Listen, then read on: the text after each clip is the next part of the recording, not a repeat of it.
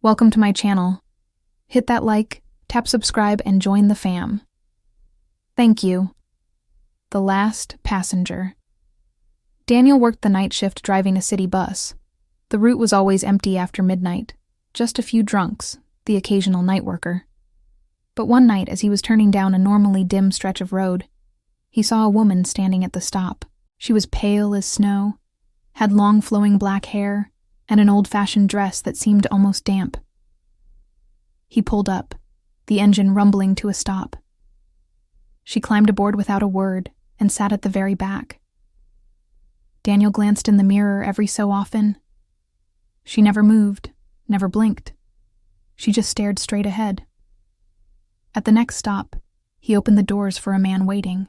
The man stepped up, looked toward the back of the bus, then froze.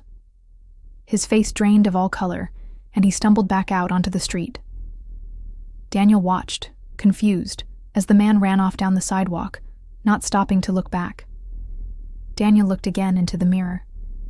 The woman was gone.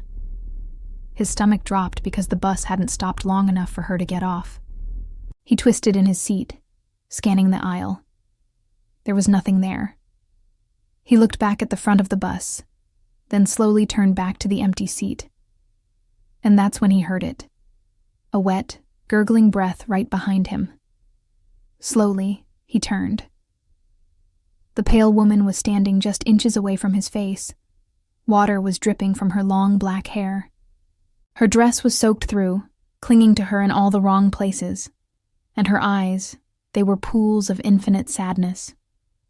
"Next stop," she whispered, her voice like the rustling of dry leaves, "is yours." Daniel screamed, slamming on the brakes. The bus lurched to a halt. He whipped around in his seat, heart pounding, but the woman was gone. This time, he told himself, relief flooding through him.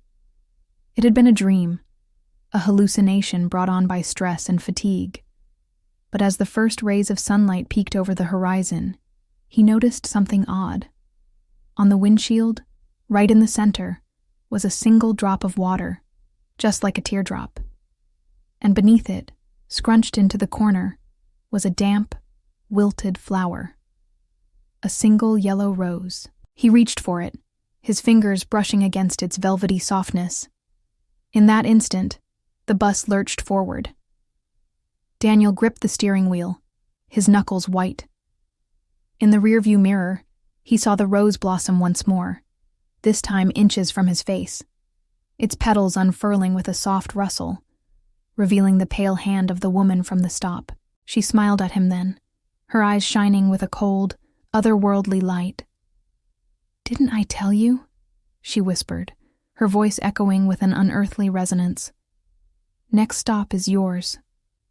And as the sun rose higher in the sky, bathing the world in its golden light, Daniel realized with a jolt that the bus was no longer moving. He wasn't driving down the familiar streets of his route. Instead, they were traveling through a thick, impenetrable fog. The air was heavy, the silence deafening. He turned to the woman, his face ashen, his eyes wide with dawning horror. The rose in her hand was now a thorny crown, thorns that scraped against her neck, drawing blood that dripped down her dress, mingling with the rainwater. "Why?" he croaked, his voice barely a whisper. The woman turned, her eyes boring into his with an intensity that made him shiver. "You didn't take me to my stop," she hissed, her voice dripping with venom. "So now I'm taking you to mine." And as the bus continued its silent, endless journey into the fog, Daniel understood. He had picked up more than just a passenger that night. He had invited a monster into his world.